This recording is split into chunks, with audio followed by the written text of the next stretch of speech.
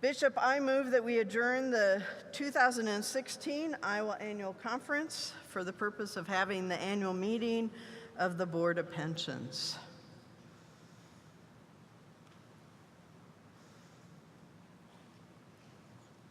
All right, if you approve that motion to adjourn for the Board of Pensions work, please raise your hand. Hands down. If not, thank you. So I call to order the annual meeting of the Iowa Conference Board of Pensions. The first thing I want to warn us all about is one of the things that happened at General Conference was that the General Board of Pensions changed their name.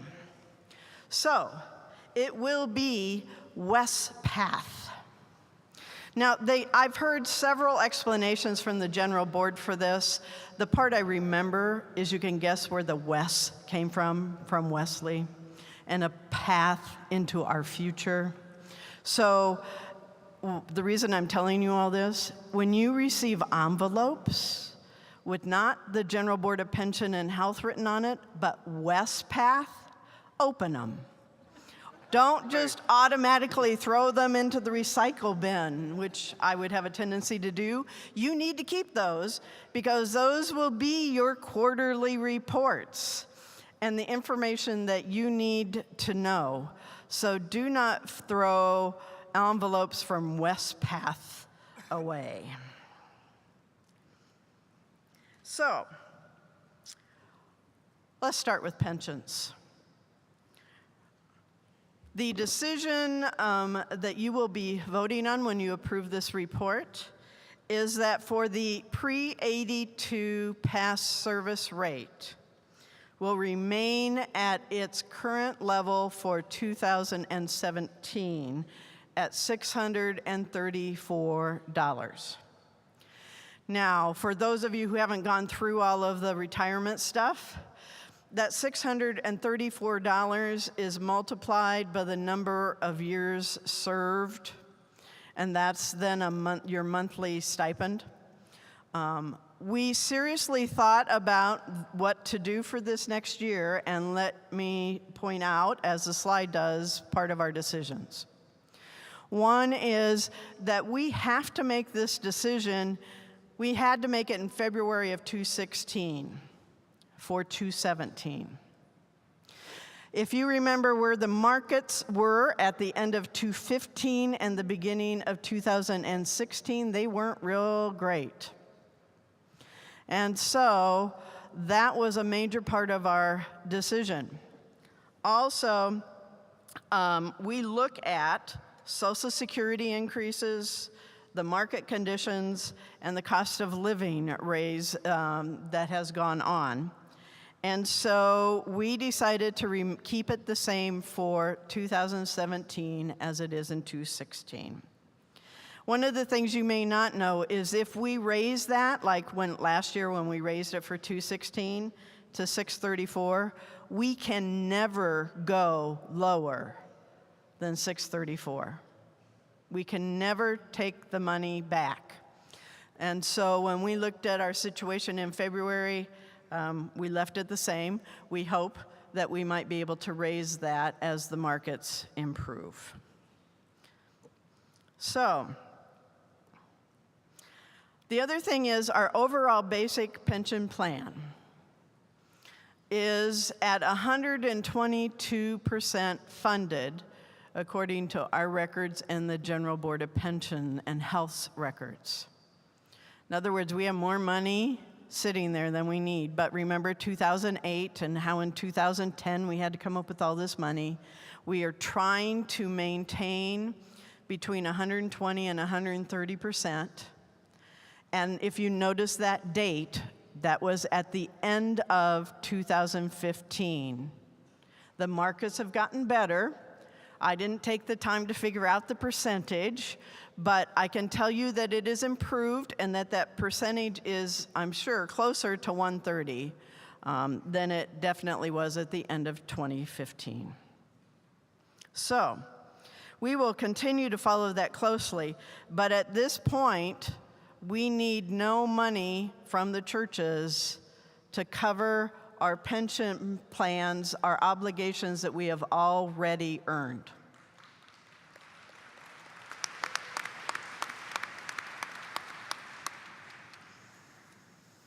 Now, when I looked at this, Joni looked at this and she says, Bev, I know what you were thinking. The plan that we are in now is called the CRISP plan, but there's no I in it. It's CRSP. But I was thinking CRISP, and I just typed. But our current plan, you will be paying for your current pastor's health insurance, and you might want to get your pen out and a pencil, because I am often asked this question. You will be charged 15% of your pastor's salary, which includes housing. So if you have a parsonage, it's plus 25% of your salary added on top of your salary. If you have a housing allowance, it's that housing allowance added onto your salary. So 9% of that 15 is a defined benefit for your pastor when they retire. 3% of it is a defined contribution for your pastor when they retire.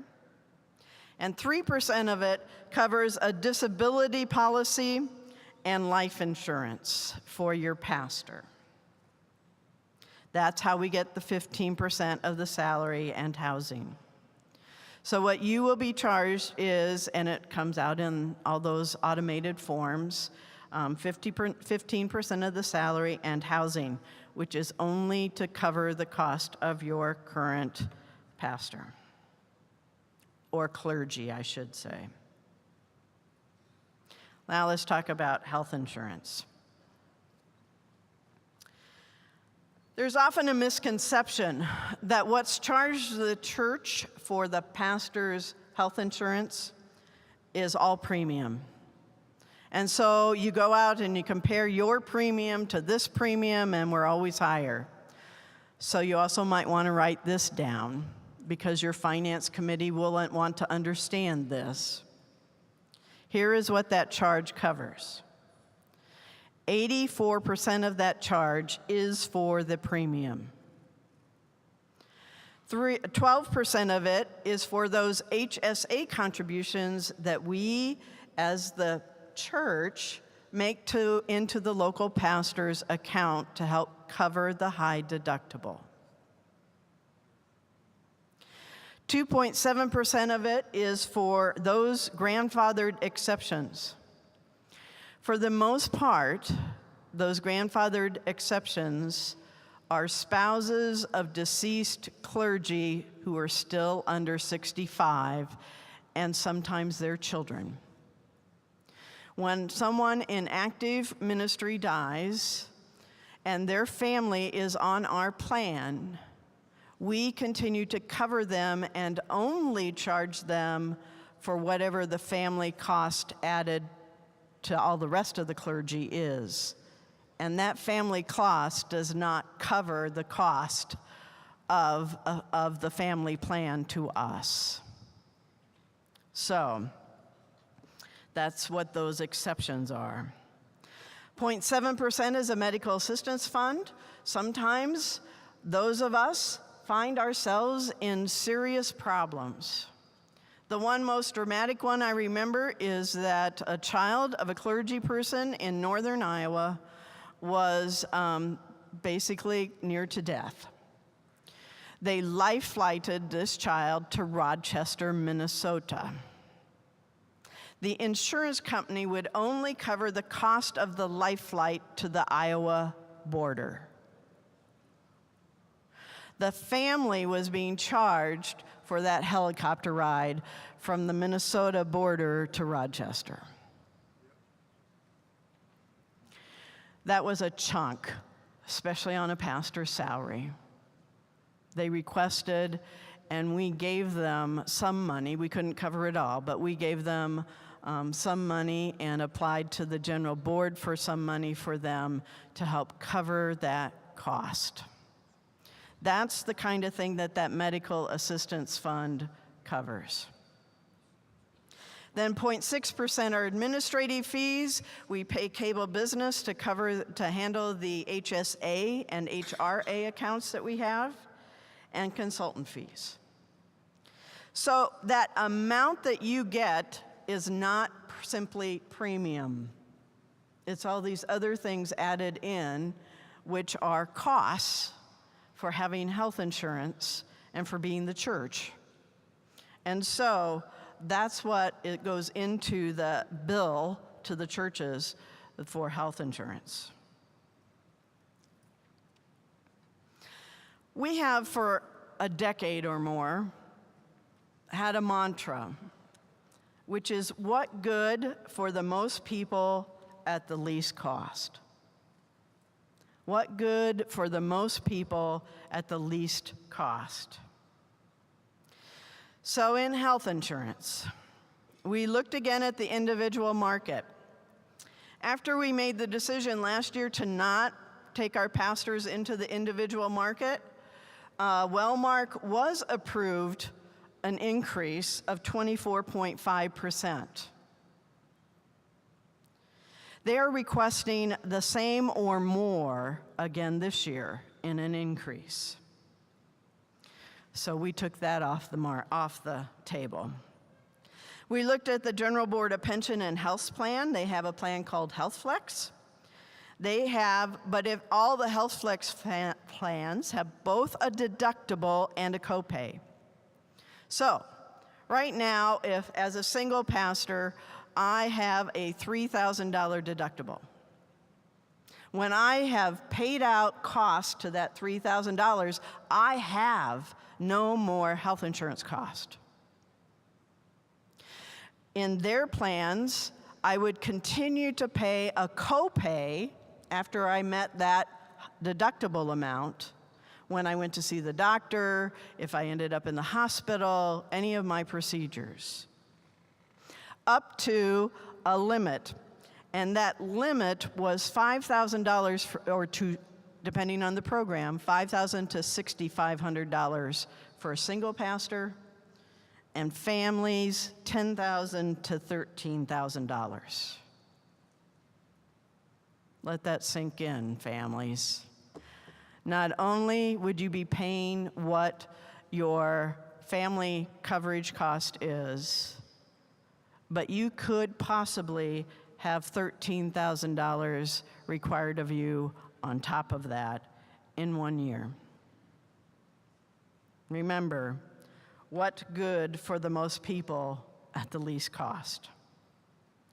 So when we looked at the monetary details of our usage, and before somebody goes off the wagon, what we know are how many pastors have spent how much health care cost in certain ranges. We do not know what any individual, as a board, we do not know what any individual's pastor's health issues are. And we will never know that. But in order for us to make our decisions, we need to know what kind of health care costs and how many people have those levels of health care cost. Well, 53% of our clergy, this was really close, and families would have paid more under the HealthFlex plans. Some of them, that $13,000 above the deductible, or up to that $13,000, besides their contribution to the premium cost.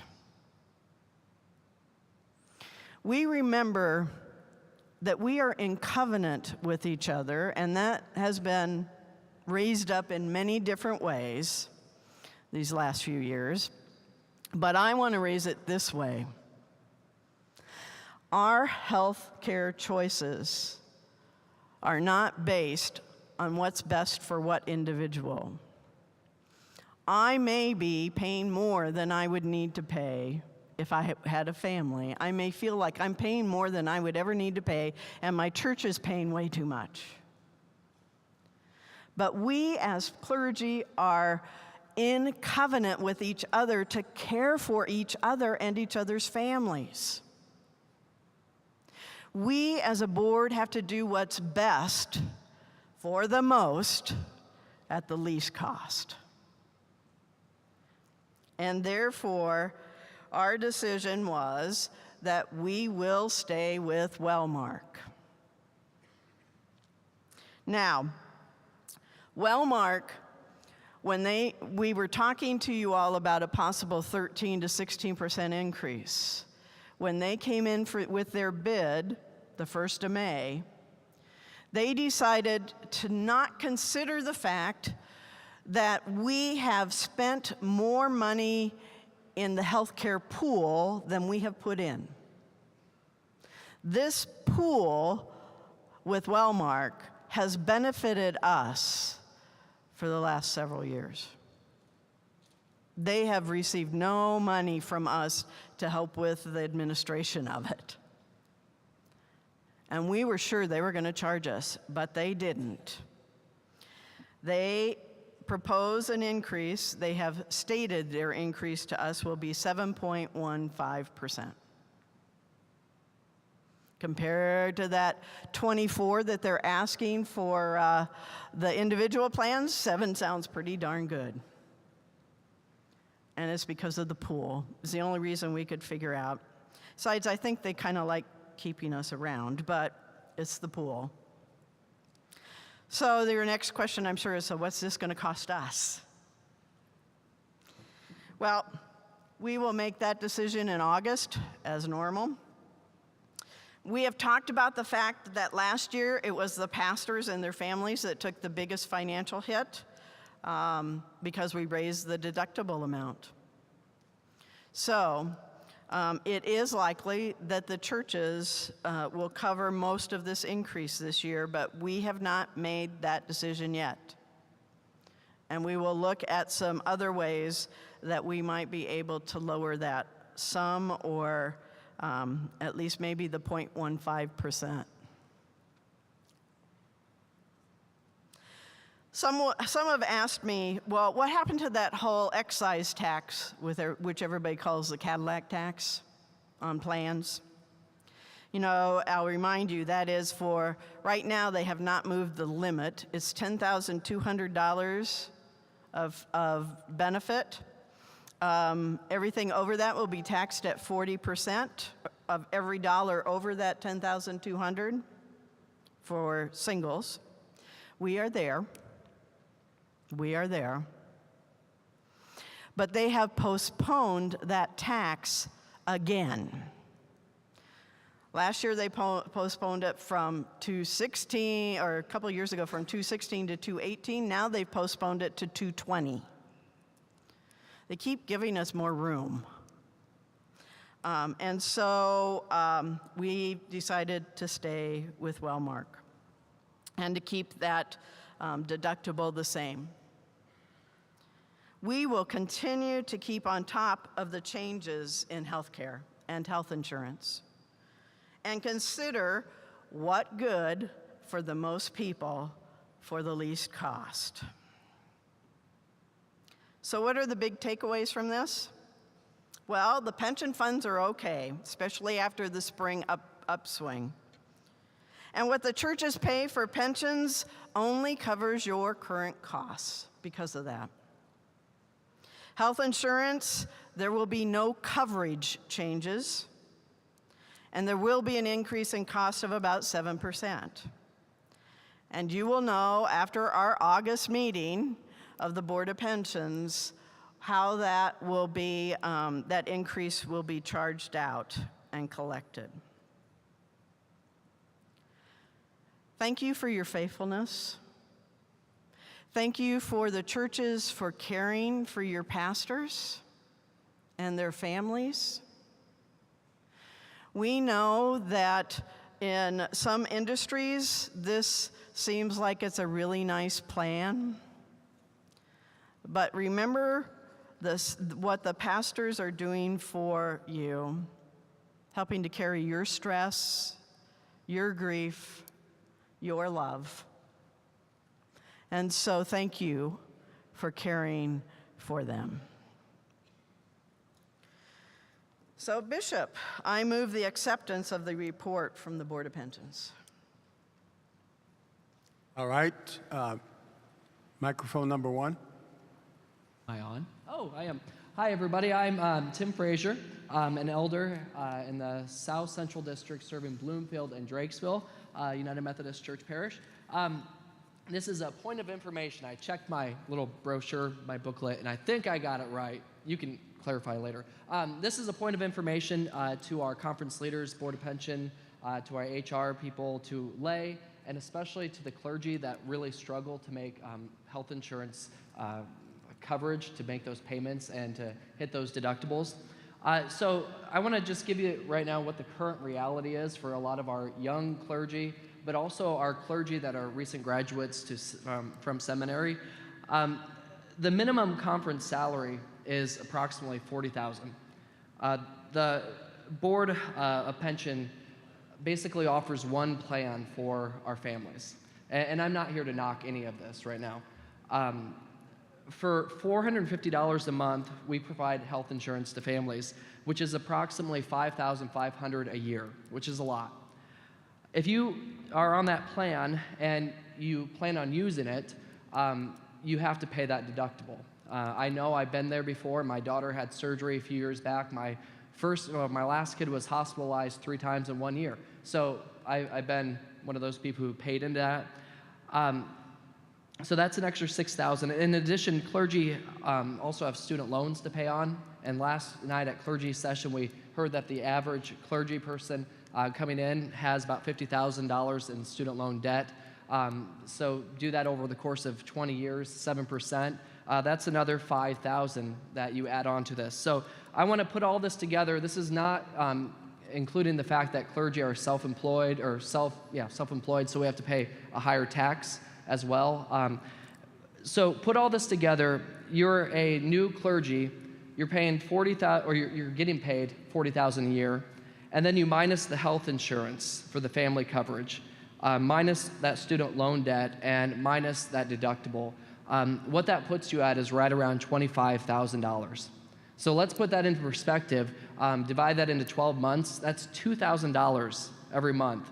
So if you're paid bi-monthly, that means $1,000 is all you get every 2 weeks or 2 times a month. Now, the federal poverty level is $25,000. So just think about this. Many of our clergy are living in poverty. So that's our current reality. So this is my point of information. Thank you for not stopping me and calling me out of order for any of this. But Not if you yet. are Not yet. not yet, okay, I'll work on it. All right, come.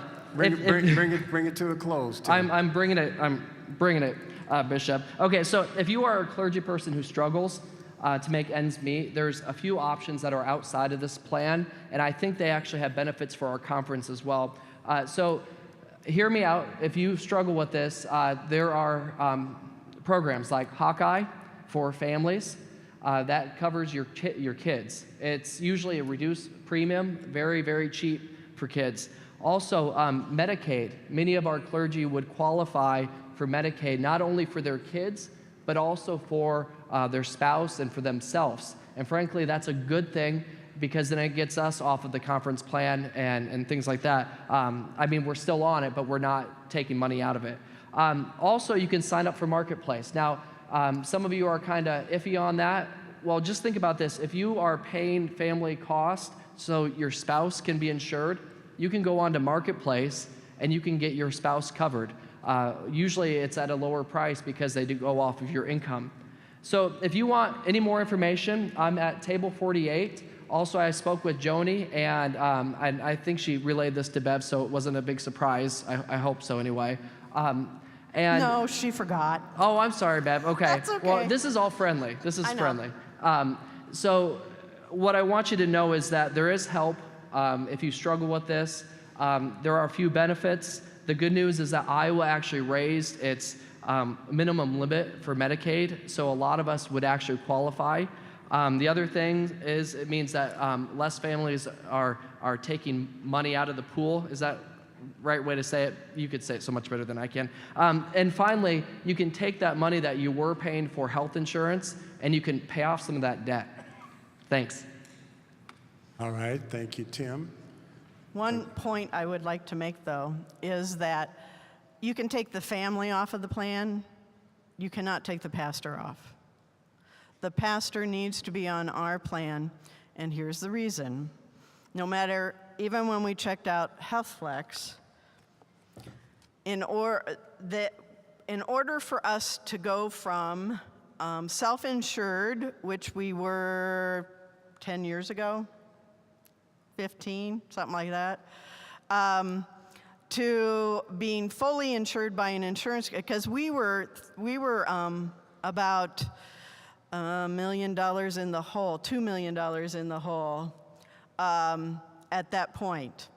In order for us to get covered by Wellmark, we had to guarantee, the only way they would do it is we have to guarantee that all our pastors are covered. So, yes, pastors with families, they can choose to look at other options for themselves, for their spouse and their families, but your church is paying your insurance fee, your appointment fee, which covers your insurance, and you will be covered by our plan.